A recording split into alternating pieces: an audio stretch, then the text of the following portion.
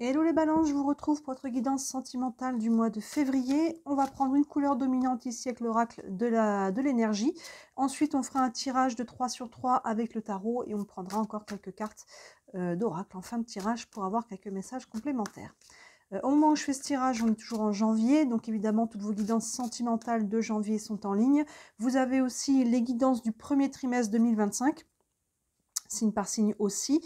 Et juste avant les guidances là, de février, je vous ai fait votre message pour 2025, voir un petit peu quel est votre fil rouge pour cette année, ce sur quoi on vous invite à porter votre attention. Donc tout ça c'est en ligne, il y a encore plein d'autres choses, donc je vous laisse regarder, je vous laisse fouiller. Allez les balances, on est parti ici avec l'oracle de l'énergie pour avoir une couleur dominante pour votre mois de février. Et on a la patience ici, la patience, tout arrive à point qui sait attendre, la patience des synchronicités, on va aller creuser un petit peu tout ça, mais en tout cas on a quand même une énergie assez douce ici. Allez, on va aller voir avec le tarot.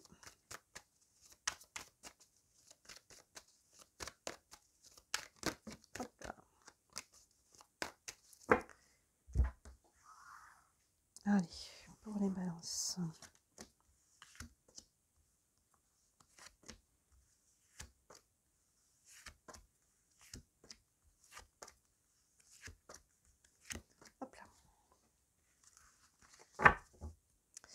Alors,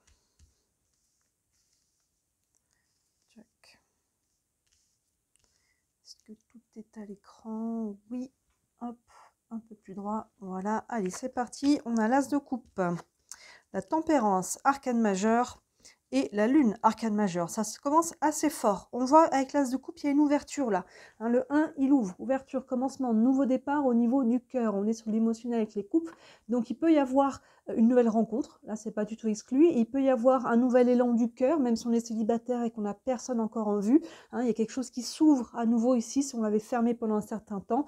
Il peut y avoir un nouveau souffle dans votre couple. Évidemment, c'est une guidance générale. Donc, je vous laisse interpréter ces énergies là où elles se manifestent par rapport à ce que vous vivez. Mais en tout cas, l'as de coupe, il ouvre. Hein, il y a vraiment une ouverture au niveau du cœur. Derrière, avec la tempérance, ça renforce les énergies de l'as de coupe. Il y a quelque chose qui est équilibré. Hein. La tempérance, comme son nom l'indique, elle tempère, elle apaise. Il y a des choses qui...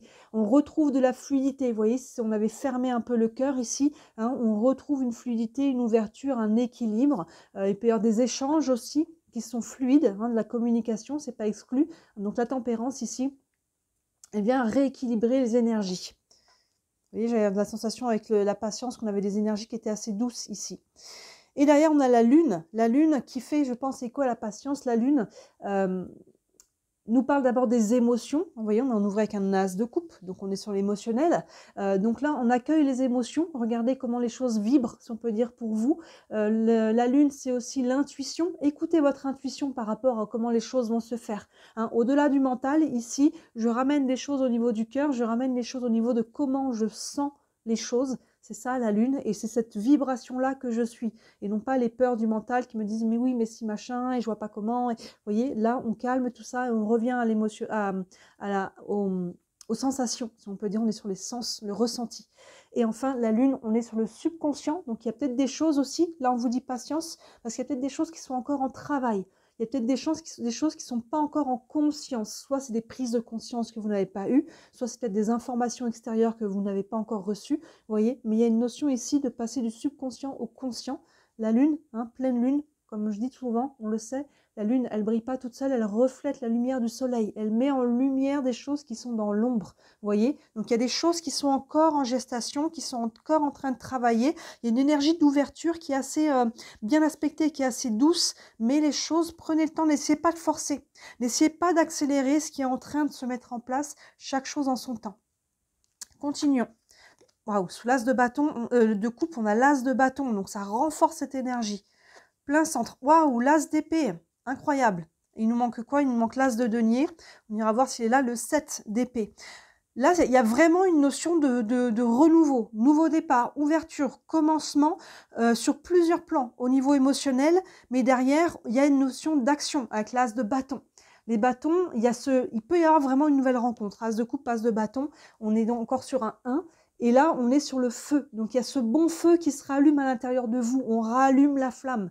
Encore une fois, que ce soit quelqu'un qui rentre dans notre vie, que ce soit dans son couple, que ce soit en tant que célibataire, même si on n'a personne en vue, il y a quelque chose là qui se ranime à nouveau et qui, potentiellement, si vous êtes célibataire avec personne en vue, qui va faire qu'on va créer une nouvelle énergie pour attirer quelqu'un de nouveau, vous voyez, ou être attiré, ça marche dans les deux sens. Donc là, l'as de bâton, énergie feu, énergie d'action, hein, c'est ce qui germe début février au niveau émotionnel. Derrière, ça prend un peu plus d'ampleur. On est toujours sur ce 1 qui ouvre, et là, on est prêt à passer à l'action.